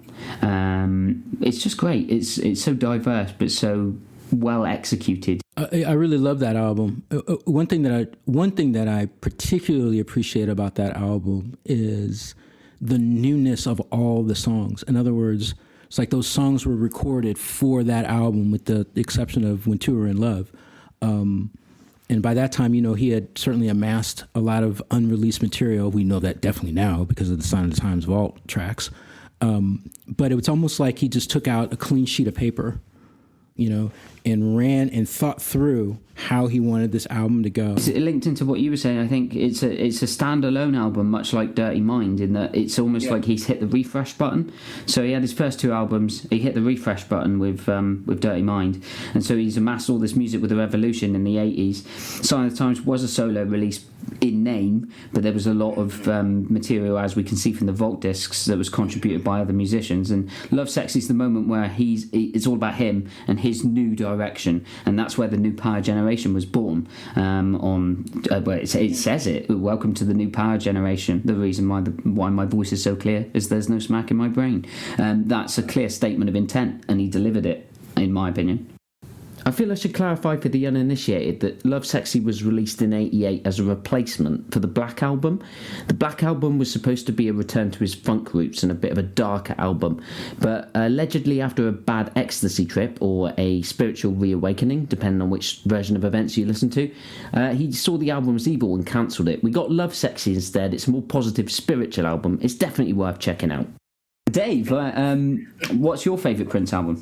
All right, so I'll carry on. I chose it kind of, like I said before, I was going to choose Sign of the Times, but I was fairly convinced you were going to choose it, but I haven't. Sorry, Sign of the Times. I've gone with that album. No, it's completely fine. I mean, it's kind of good as it's been covered quite a lot anyway. But I was sort of reflecting on my personal journey with him. So when I was a kid, like my mother bought me a Walkman, and with the Walkman I got Bad, Michael Jackson, the tape alongside it, and the next tape that I bought was Love Sexy, ironically, but the cover picture of Prince kind of nude with those pastel colours behind him, my mother hated it. She didn't know anything about the record. She just saw him as a complete show-off, like, oh, this guy thinks he's it, but he's just a short guy, he's not even that muscular, blah blah blah, blah. Kind of missing the entire point and judging it completely by the cover. So after which there was like a big dance music revolution here in the late 80s in England, and I got heavily into that. Then I heard Snoop Dogg's Doggy Style, and then that was the end of that, and I was heavily into hip-hop. And the next Prince album I was to pick up, I picked others up along the way, along with compilations obviously, but the next dedicated Prince album that I picked was the album that I've picked for you now, which is Prince's Planet Earth. Oh, that's a different choice. So it was an odd album because in this country the way to get it initially was it was given away free with the newspaper. Ironically, a newspaper that I hate. It was the Daily Mail. Not a good newspaper. So I don't know how he did it. I mean, business-wise, obviously he must have. It was commissioned on his own back, on his own label, obviously. So he would have cut a deal with the newspaper. They would have paid him whatever, and he would have released it as part of the Sunday issue. So the CD was just like in a flimsy case, not even a jewel case, just kind of like a little paper sleeve. I have 2 copies. I still have mine somewhere as well. And the big single that was kind of advertised with on the TV to go and get the CD was Guitar, which kind of like harks into what Martyn was saying, which is it's kind of like a fun party record, but kind of like playing on the fact that he's more religious now and he's starting to abstain from that kind of sexual relationship now, and he's kind of more into playing his guitar. And no matter how flirtatious you be with him, you can't give him the same sort of relationship as you get with the guitar. Mm-hmm. The big track that I loved from the album was Chelsea Rogers. Yeah, that's a jam. So it's real funk heavy. I think Larry Graham is involved with the bass line somehow. No, I don't think it's Larry on there. I think it's Josh Dunham. I couldn't get a confirmation looking online, but there seems to be lots of people citing it was either he was a great influence in the bass line or there was something to do with it. I'm not sure. I couldn't find black and white one way or the other. But it's certainly like a driving funk jam, and it's apparently to do with the subject matter of the song is a girl he was seeing he took to Fashion Week in 2007 or something, but it's basically a big up to his latest squeeze. But it's a real heavy party jam, and the rest of the album is just kind of like it's elements of what you were touching on. It's kind of like, it's obviously in his more kind of like religious period, and he's trying to pull away from some of the older opinions people have had of him, and trying to touch on his musicality. So there are party jams, but the opening track, like Planet Earth, is kind of almost like a eco warrior, global warming sort of vibe with a little bit of rapture judgment thrown in on top. There's lyrics like, if you could throw away any type of people, who would you throw away? But, just be careful, because the next people are going to start judging you. And if you could hold the earth in the palm of your hand, who would you be talking about in 50 years' time and stuff like that? Yeah, it was a little bit dogmatic, I thought, around that period sometimes. Yeah, a lot of his work seems to be sort of edged that way. It's kind of like, it's a little bit paranoid, but it's a little bit also like he's kind of sort of preaching a little bit. And Mr. Goodnight was a good track I like from there. It reminds me of Between the Sheets. Oh yeah, by the Isley Brothers. Yeah, and it obviously sampled by Biggie on the Juicy, but the kind of the riff is almost the same, and it's almost the same sort of vibe. So it's a good kind of midway point, I think, record. He's kind of flirting with his older image and flirting with his new images, and kind of encompassing where he'd go later in life with his religion and his views. And yeah, it was a record which I was able to pick up easily in this country, which was, when it's free and you're a kid with hardly any money and you're a Prince fan and you can't really afford to go and buy an album because the internet doesn't exist. So let me ask: did Planet Earth? In other words, did it want to make you buy subsequent albums? Like, did you want to make sure that you got 2010 or? Yeah, because I'd kind of like checked out with Prince. I've now got all of his albums on vinyl because I wanted to, like, well, not all of them, because not all of them were released onto vinyl, but they're slowly being re-released. But it made me kind of want to fill in those gaps. So, like, I'd listen to the early 80s stuff, I'd listen to the late 80s stuff, I'd listen to a couple of the new 90s things. Didn't really understand a lot of what he was doing. Later on, understood he was, like, bucking against his record company, but when I was younger, I didn't really understand why he had slave written on his face and he changed his name to a symbol. And I just thought it was him being eccentric. It's a difficult thing to explain to a non-Prince fan. Yeah, and I didn't understand that until I understood publishing rights and really got into the depths of the music business. And you wouldn't know that; you just think it was him being a diva, until you really realise, oh, hang on, he's being exploited here, and he's just like obviously a massive cash cow. But yeah, the record made me want to fill in those gaps, and after I filled them in, I felt like I was better for it. I mean, in a vacuum, Planet Earth's probably not the best album in the world, but it made me want to fill in those gaps, so it's kind of why I chose it, and it's a record that was personal to me. I like that. For me, Planet Earth doesn't work as an album. There's some really great songs on there. Future Baby Mama is in regular rotation for me. I do like the ballads on that album. Somewhere Here on Earth is a good song, and The One You Want to See has really grown on me over time. I didn't like it at first, but it's got a bit of a vibe. It takes me back to I Could Never Take the Place of Your Man, so it's got a nostalgic vibe to it. Yeah, which is one of my guitar never really struck a chord with me to use a whole bit too pop, wasn't it? Interestingly, I remember because I was a member of the remnants of the MPG Music Club online, and he released a demo perhaps 2 years earlier in about 2005 of a song called Guitar, and it was a lot more synth heavy and bare bone. It was a lot more like a Dirty Mind kind of vibe to it, and then he took it into this big U2 rock anthem, and I didn't really like it as much. It was also, you have to remember, this album was released kind of 1.5 years before he kind of opened up for a massive show at the O2, and I'm sure he was kind of preempting that. Did he do the 21 Nights in London around? Yeah, 2007. Yeah, it's the same time. Yeah, okay. Yeah, so it would have been like promotion drive. Because I went to one of those, and you got a copy of Planet Earth with your concert ticket. Because that's why I have two copies, because I have the copy that I got in the Daily Mail, which unfortunately I gave money to the Daily Mail. I put my hands up. Sorry, guys. But I got good Prince music out of it. That's why. But the second copy is from when I went to the concert in 2007. They were giving out copies then, so it was essentially a promo tool for the Earth tour. I'm trying to remember. I can't remember. I did go to one of the O2 shows, but I can't remember if it was 2007 or 2009. It was definitely 2007 because I went on, I think it was August the 14th, 2007 was my first Prince concert. Was that before the Michael Jackson run that was going to happen? Yeah, so I think Michael Jackson was desperate to copy that from Prince. Okay, so yeah, that is the one I went to, because I also had tickets for MJ. Yes, that was 2009, I believe. The concerts Okay, were so yeah. concerts were scheduled for Obviously, 2010, never made that date. and he died in 2009. The concerts were scheduled for 2010 for Michael Jackson. So just before the concerts, I kept the ticket, but I went to the show.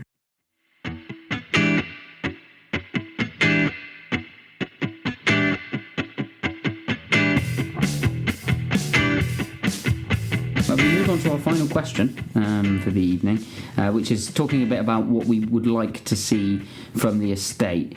I think we'll go to Dave and Martyn first, if you guys want it, because you probably haven't got individual items that you're chomping at the bit to discuss as casual fans. So it would be interesting to hear what you guys would maybe think is in the vault and what you'd like to hear the estate put out in terms of posthumous releases going forwards. Well, I'll go first just because I'll be pretty quick because I really wouldn't have a clue about what I would like most of all is to find out where Prince's Telecaster went after the George Harrison tribute gig bitching solo that he did. Where did it go? I mean, I want to know where that ended up. But yeah, I mean, like, this is going to sound weird. Obviously, you know, I'm obsessed with guitar and everything, and Prince's guitar playing for me is phenomenal. It's very underrated. You know, he's got incredible. He had such incredible style. But I'd love to have known or heard him learning and his development on the guitar, about, you know, sort of getting his influences. And Ed Hendrix obviously is the massive one, but I'm sure there were many, many more, and I would love to have heard his development from the early days when he was kind of maybe just toying with the guitar to right up to when he became the guitar god, the genuine guitar god that he was. He was a right-handed player. Right? Yeah, he was. Yeah. So maybe like an acoustic album from the early days then. Yeah, anything, man. Just to like hear his development through, because as he got better, as he got older, he got better. His guitar playing just kept getting better and better and better. And what I mean by that is, obviously, like, you know, solos like off of Let's Go Crazy, you know, he's mental and he's showing off. But then the further he goes, his soloing, his playing just became more almost like David Gilmour-esque. It was more like he was singing with his guitar. I know that's a cliche to say, but his phrasing was more melodic. There was less of the showing off, even though he did that right until the end. But it was more kind of like so much more feel in his playing. And I just see him as an extremely underrated guitarist. But I would love to have kind of like just, yeah, like hear kind of his development from his early days of playing right through to the end. So yeah, I know that's a bit of a weird answer for your question, Dan. It's a great answer. I think there's a renaissance in the media of Prince as a guitarist. I think a lot of people give him props now that he didn't necessarily get before he passed, which is really sad. But people do recognise his ability as a lead guitarist. Now, what I think would be interesting in hearing his development is, as a rhythm guitarist, I think he was one of the best of all time, in my opinion. That's where his true talent shines for me. I mean, we can talk about Nile Rodgers and the impact that he had on the 70s and 80s with his kind of chunky sound. I think Prince has got a signature lick to his rhythm parts on a lot of... I mean, you listen to a song like So What the Fuss with Stevie Wonder, and Prince is introduced, and he doesn't sing. I don't think they even mic'd him up. He just plays guitar, and it's so idiosyncratically Prince that's for me where Prince's true strength lies, in his ability as a rhythm guitarist. And I think an album that would show us the development of that would be excellent. I'd be well up for that. Can you remember when we used to do that cover of Sometimes It Snows in April? Yeah. That was the point when I realised it kind of gave me an insight into his songwriting in general, because his chord progressions are unusual. He uses a lot of jazz chords like Stevie did. He does, yeah, and I found that quite a challenge to learn, and I was like, man, these chord voices are interesting, and that's what he was really good at. He was, as far as his rhythm, his playing is concerned, he used really complex chord shapes shapes and really good, like, unusual chord progressions. You'd never hear him using that 4 chords of doom in a million years. And so yeah, man, that would be so cool. Sorry. No, it's cool to hear you, because I played drums growing up. So, it's like I didn't know the difference between a chord and, a scale. I was like, whatever, just, what's the count,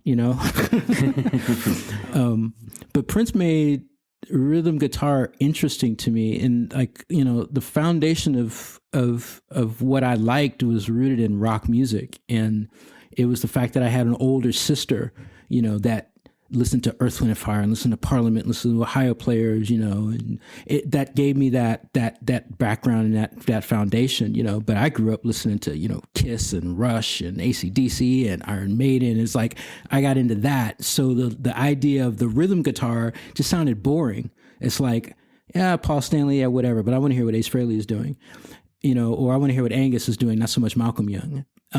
But then, Prince being that bridge for me, with that rock, with that guitar, got me listening to what he was doing on the rhythm side of it. And again, because I was a drummer, it's like that signature rhythm sound for me was, every time he would come up on, the and of a beat, or, like the riffs that he would do, like on 1999, it would always be like, doom, dum, dum, doom, dum, dum. And, he'd always kind of, like, if you're on the trampoline, it's like just right before you're about to just go really high. It's like, that's where he would come in on it.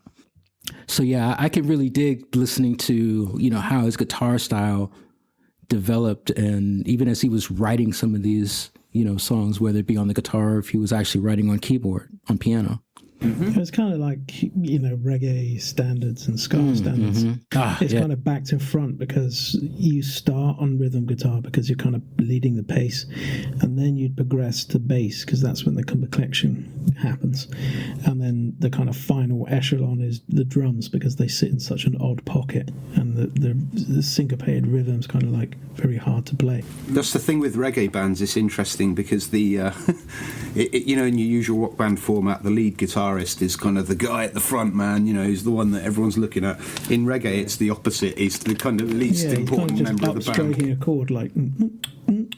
But Prince could do that as well. I mean, there's that track on the 1999 deluxe set, If It'll Make You Happy. The drumming on that is all Prince, and it's something akin to what Stuart Copeland was doing in The Police. It's almost like dub reggae drumming. There were so many facets to what made him a great musician, I think. Dave, what would you like to see from the vault? Okay, so what I'm going to say is more kind of like, as an intermediate fan, I'd like you guys to explain the vault in kind of more detail, because I understand what it is, and I understood what it was before he passed away because of a story I heard Kevin Smith talk about. Because Kevin Smith was a big Prince fan, and he wanted to kind of clear The Most Beautiful Girl in the World for one of his films, I think Clerks 2 perhaps. And he arranged to go out and meet Prince, and he was a huge Time fan and liked Bat Dance, and obviously was big into him. And the story he tells is when he turns up to Paisley Park, it's kind of like Prince is there and there's giraffes everywhere and plants and camels and everything. And he's like, oh, cool, you're shooting a video. He's like, yeah, I'm doing a video to this song. He's like, oh, cool, yeah, when are you going to release it? Never. Like, what? Yeah, it's just going in my vault along with all my other projects they had. And it kind of blew his mind, and him telling the story is kind of interesting. He's like, what, you fucking spend like millions on videos and songs and never release them? He's like, well, I'll release them when I think it's right, but at the moment I haven't got anything to put it with. I've just had the idea, I'm finishing it to fruition, and I'm shelving it. And that sort of creative process kind of like blew his mind a little bit. He ended up getting wrapped up in a like unreleased documentary that he thought was going to be like amazing for him to be involved with, but kind of ended up a more of a like Jehovah's Witness kind of vibe, and he was really kind of trying to push a religious statement onto him, and he didn't really feel comfortable releasing it. So that hasn't been released, and that would be my selection. I wouldn't mind seeing a Kevin Smith directed documentary with him sort of rolling around Paisley Park with Prince, regardless of the subject matter, to be honest, just to kind of see him in full creative flow and how his work ethic kind of of rolled through, and seeing him store material and roll through ideas. But my question is kind of off to you guys, that you know a lot more than me, kind of like, who now owns the vault? Do we know which relative is in charge, and do we kind of know of any of the upcoming stuff that's there? Because I know there's the kind of film that he did with Kevin Smith, and what Kevin Smith witnessed when he went there to see some music video that we've never seen, but there must be reels and reels of other film and other ideas which he never finished or got round to editing properly, and I'd be interested in those more than anything, I think. Arthur, would you like to, as the guest, would you like to have a crack at explaining the vault? Yeah, so I mean, as best as I can, Prince did have a physical vault at Paisley Park that was started. I've been there. You know what? I've never been to Paisley Park. Probably won't ever go. I'm just like, I kind of, weird. It's like, well, he's not here. Yeah, it's a bit strange. But it is said to have been started by his engineer Susan Rogers, who engineered the back half of his 80s material. And it was a way for her to be able to catalog and properly store all of these takes and all of these tapes that she was making, because a lot of the albums that Prince would do, he would assemble them based off of, songs that he, wanted. And sometimes he would have different configurations of albums. And my understanding is that this continued into the 90s, the way that he would pull songs off of the shelf when he needed an album. But in the 80s, I think he was a little more meticulous about what the record company needed for, what market. Yeah.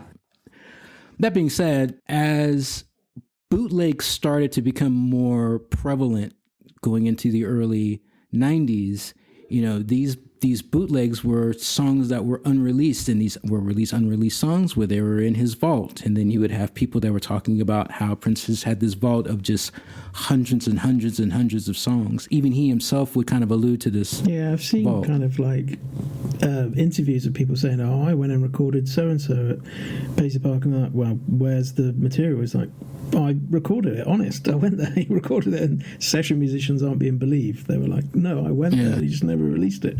It even happens to major artists as well, because I saw an interview that Kylie Minogue did, and she said that she. This is a testament to how powerful Prince is as a star. So Kylie Minogue recorded with Prince, apparently. She apparently wrote some lyrics, and Prince made her a track based around those lyrics and sent it to her. And that is the only copy that exists, and she's lost it. Now, Kylie Minogue is, in the UK at least, sort of like national treasure levels of fame. And I've never seen an audience on a TV chat show turn on somebody that famous when she said that she'd lost the tape. And the crowd gasped. And it's like, hang on. Kylie Minogue lost a Prince tape. Kylie, we love you, but you're not that level. Like, you can't do that. I've seen one other aspect of that before. There was an interview with one of Jimi Hendrix's old girlfriends, and he'd lived with her in this flat in the middle of London at some point. And they said, "Oh, how do you remember your experience of living with Jimmy or whatever?" He's like, yeah. I mean, he was just annoying though, because he always late at night he'd be up, kind of smoking grass, just writing all over these bits of paper or whatever. In the morning, I always had to clean them up and throw them in the bin. And people were like, "What? You've thrown away Hendrix lyrics?" He's like, "Yeah, he was just messy. He left them everywhere." I'm like, "Oh, for fuck's sake." Just to say that, a really good, like a current person that, well, first of all, a gentleman by the name of Michael Howe, who he's managing the estate, isn't he? Well, he's certainly curating the material, and he's the first call when a project is coming down, and he's given a couple of great, insightful interviews to Paul Sinclair, who runs a blog called SuperDeluxeEdition.com. And Hal will kind of get into the process of how this material is culled. And I think he's talking about the 1999 deluxe box, but he kind of talks through how a lot of the material, almost all of it now, is in the process of being digitized, and stored at a facility called Iron Mountain, that is properly preserved. And that after Prince's demise, they opened up the vault and started excavating and going in, photographing and cataloging how, not that it was in disarray by any stretch, But, sometimes tapes would be left out. They weren't like everything wasn't necessarily cataloged because, there sort of was like a backlog. And being that he was actually living in a studio, it's very easy for him to just kind of go down 3 a.m. and, do whatever track he wants to do and just leave a note for the engineer for the next morning. And based on how that gets cataloged and all of that, it's, maybe it did, maybe it didn't. But it's not like a Sunset Sound and Warner Brothers needs an allocation of how much it cost and what hours were. The vault, I think is, I won't go so far to say that it's exhausted. I don't think it's been exhausted by any means, but I mean, this last Sign of the Times set, it was basically like Warner Brothers, they just took their shot and just put literally like everything onto it, to the point where more discerning fans like me are kind of like, well, wait a minute. All this music that you put on this, some of that stuff was Parade. Some of that stuff was from the album before. I mean, we actually heard some of this stuff in the movie, Yeah, a lot of it did feel out of place, but I think that I'm optimistic about that, because I'm looking at that and saying, right, okay, so they put that much out for Sign of the Times, but I think they've announced that there is going to be another Super Deluxe in 2021. So that must mean they've got as much material from another era. So perhaps there's more than we first thought. No, I'd agree. That's what the Vault releases are going to look like, because there were tracks on that when they announced the track list for Super Deluxe Sign of the Times. There were tracks that I didn't recognise on there. I mean, I'm not an avid bootleg collector. I wasn't an avid bootleg collector, but I'd heard a lot of the songs. Like, you can rip them from YouTube or whatever when they go up. I'm not advocating stealing music, by the way. But I'd heard most of them. There were songs that I'd genuinely never seen in discussions on Prince.org or Housequake or anything like that. So they were genuine surprises, and I think that I still think there's lots more to come in that, guys. I think there will be surprises. So do we know who owns the estate currently? It's a legal quagmire in terms of who owns it, because apparently there was no will, and so therefore there is no clear heir. And then there was people scrabbling to kind of get control. Everyone came out of the woodworks claiming that they were Prince's long lost son. I just don't understand how they go in the vault and release stuff when they haven't got kind of like an overarching trust or something. Do you know what I mean? I don't profess to be any kind of legal expert on it. I try and follow it, but it just seems really confusing whenever I've tried to dive into it. It's not my bag, baby. Yeah, it's like you have to figure that by this time, because I know that obviously there's a bank involved. I think a structure is resolved in terms of what needs to be paid for. And, for example, property taxes on Paisley Park Studio. I believe that one of the reasons that the initial Purple Rain Deluxe album was, in my view, rushed. Like, if you look at that, there's not enough tracks on that compared to what happened with 1999 and then what happened with Sign of the Times. Terms of how the presentation was back to back. There was like microphone. Oh, piano and a microphone. I love that set. Yeah, released, and then originals, then 99, then something else. So it was like the floodgates opened, and then stuff just come out. They even put out Prince and the Revolution Live 85. Like I was saying, I'm trying to collect the albums on vinyl. Like 10 albums that were only CD only previously came out in one drop. And I'm like, well, I'm not going to drop 600 quid down HMV in my lunch break. Right. So yeah, I would think that the needs, starts to be defined by what's owed and what can be released to generate the income that would, satisfy that that debt. And now I do believe that they're working with, enough of a framework and have enough, people in place that they're building a system. And I think the proof has been shown in the pudding and what these releases are like. Yeah, they all go in the right direction. I was just worried to begin with because I was like, I've been waiting for so long for this vault to be open so we can have a look what's in there, basically. And I just don't want like the vultures to go in there and rip everything apart. It would like break my heart if that was the case.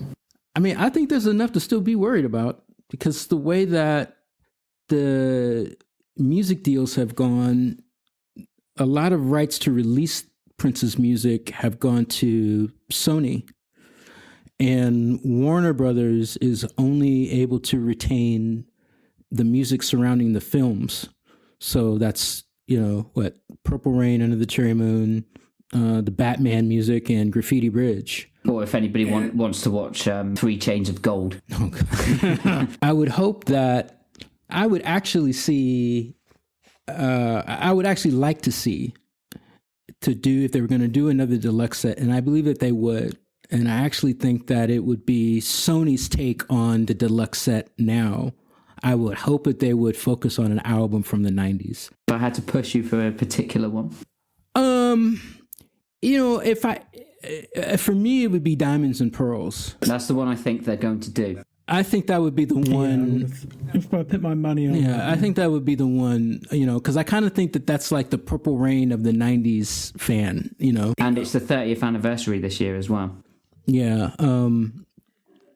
I think that also Warner Brothers, I do see a scenario where they would release an Under the Cherry Moon deluxe set that would be very different than, say, a Parade deluxe set, where hopefully there would be a Blu-ray included that was the color print of Under the Cherry Moon. That would be a nice bonus. That's something to be said that, it actually exists. There's enough music that was left off of the Sign of the Times Deluxe that could still be included in an Under the Cherry Moon deluxe set, notably Neon Telephone, for example.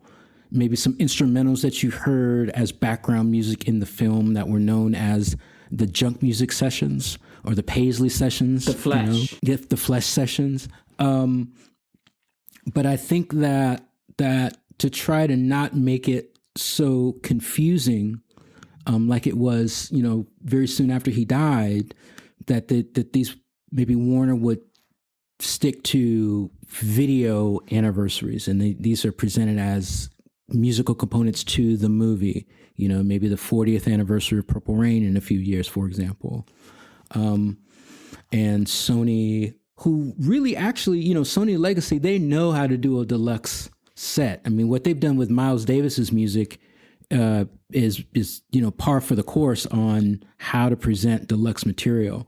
And I would like to see them get out of the 80s for a little while, and get out of the Purple Rain bubble just for a little bit, and really get into what his 90s career was look like. And I would encourage even more live releases. I mean, we've got record store day opportunities. Yeah. I mean, there's been some great box sets coming out there. Like the one that dropped recently in the summer here was Biggie's box set, which is all of his albums, entitled It Was All a Dream. Okay.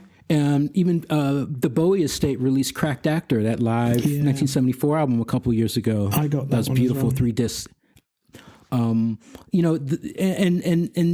these could be ways to release this material in a way that it hits multiple markets, sort of like where they live. I mean, there are people that live for record store day releases, and I was a little disappointed in the last few that the estate has come out with. Only because there are opportunities. Like I aforementioned, there's The Family. That album was out of print. Vanity 6, that album is out of print. Why not take this as an opportunity to put the protege material, out there that, still actually stands on its own? Yeah, definitely, for sure. I think we're going to get Diamonds and Pearls. That's what my head is telling me. Or a Time box set would be nice. Time box set would be very nice. In terms of deciding what I'd like to see, it's very difficult because the fanboy in me wants to see so much. If the real original version of Wally does exist, the version that's on the Sign of the Times Deluxe is a re-recording the following day, but the original is said to have been the most emotional thing, according to Susan Rogers, his engineer, most emotional thing he ever did, but he then destroyed it and re-recorded it the next day. If that original version exists, I'd love to see that. Likewise, it's said that he recorded with David Bowie at Paisley Park. I'd love to hear that. I think what I think would resonate the most with a wider audience, so thinking of spreading Prince's good word out there and having a far-reaching consequence, I think I'd like to see the Small Club show from 1988 recorded in the Netherlands. We talked about his legacy in the Netherlands a bit earlier. That live performance is probably the best live performance I've ever heard by anybody on any spectrum of existence. It's phenomenal. The cover of Just My Imagination, the guitar solo he does on that is otherworldly, and he was having so much fun with those arrangements at the time. The Love Sexy Band was tight, so that's what I think, and I think it's so good as a live performance. His early days, where the 80s isn't really covered well enough by the live material that we've got officially released. I mean, we've got a disc with 1999, we've got a disc with Sign of the Times, but I'd really like to see a focus on a whole show like that, of that stature. It's marvellous. It's got mistakes in it. It's a very live, real performance, and the energy is unquestionable. I think that's what the release I'd like to see, to really get his name out there and people go, yeah, this was talked about in bootleg circles for years, let's check it out, let's see what it's all about, and then just having their minds blown, because that's how good that record would be. Yeah, or even his Coachella show. Yes, with Creep. That's one of my go-to selections, that and the Rock and Roll Hall of Fame performance of While My Guitar Gently Weeps. If you're speaking to a non-initiated person who hasn't bathed in Lake Minnetonka, show them something like that, and that's usually a gateway into Prince. I find those kind of performances. I can go another hour, but I know that we only. I think I've been trying to both go for hours. Yeah, I bet.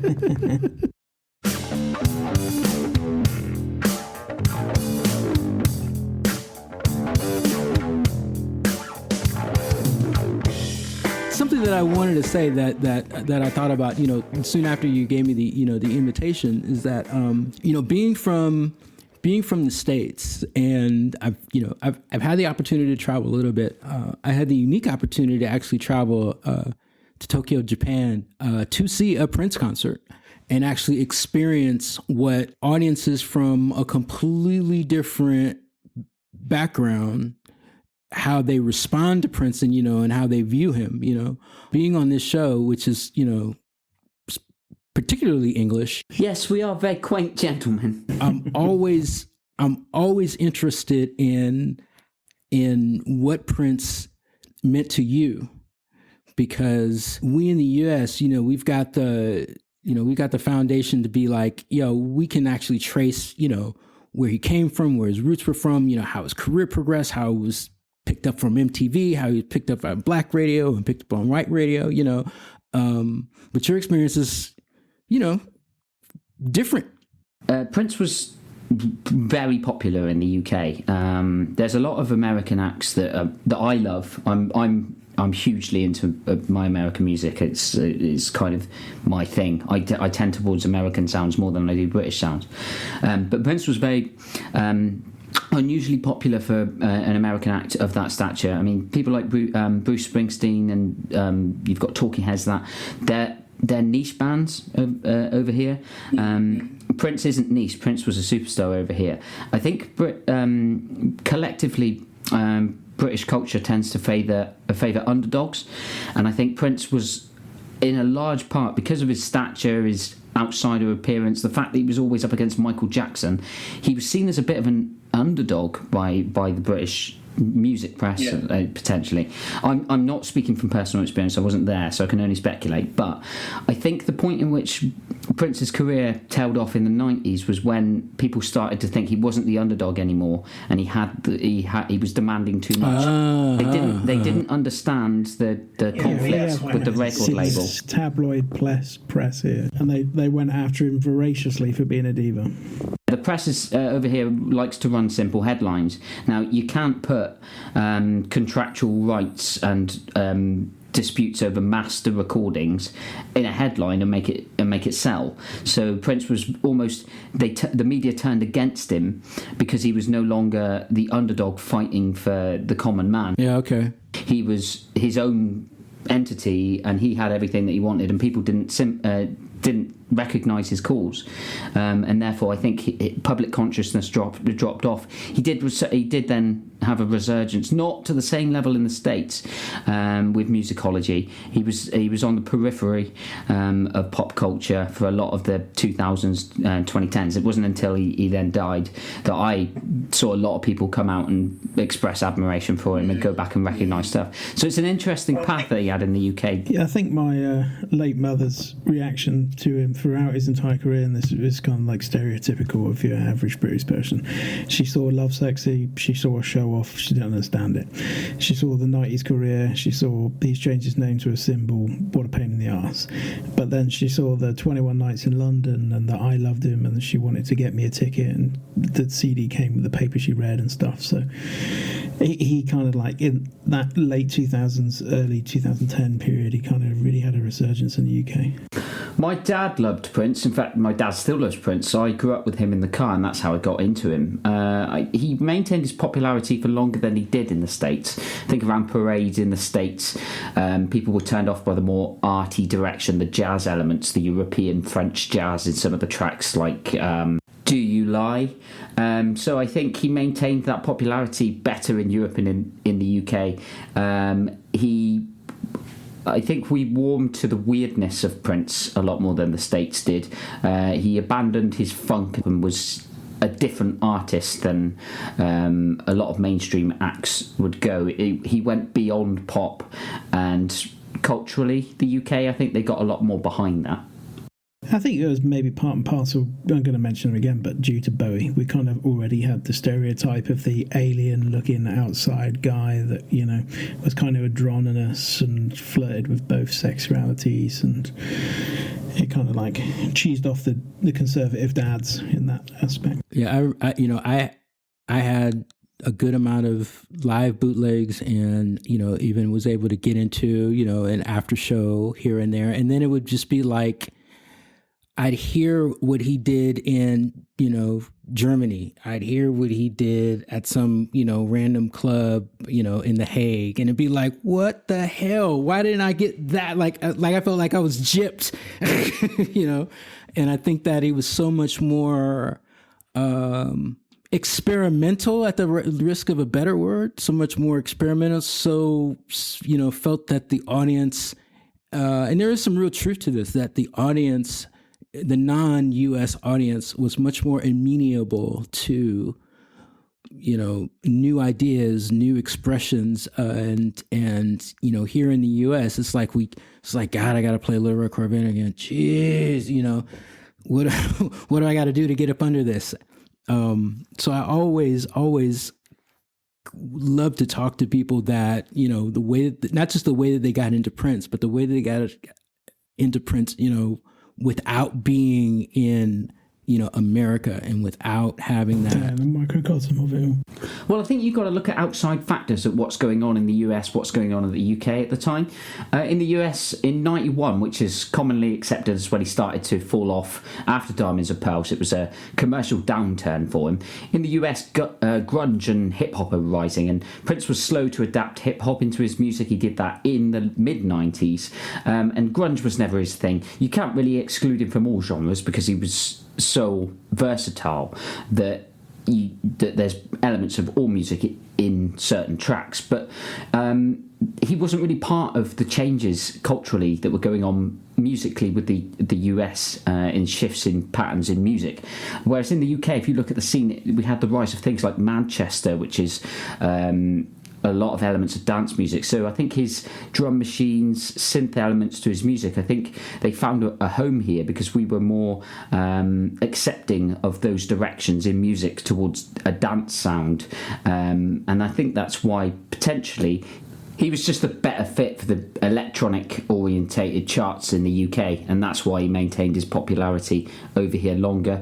Plus, I think we're more accepting of outsiders, potentially. We're a smaller country with a smaller population.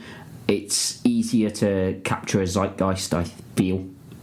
But his music changed a lot, and ultimately his legacy is worldwide.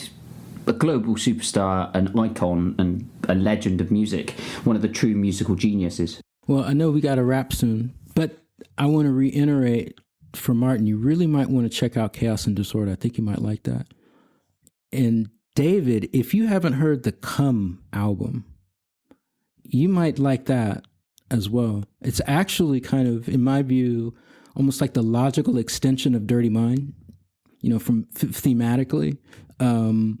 But it's got a lot of diverse material that, when brought together, I think it might really speak to you, particularly somebody that likes Planet Earth. Something you could dance to, something that you can just kind of zone to.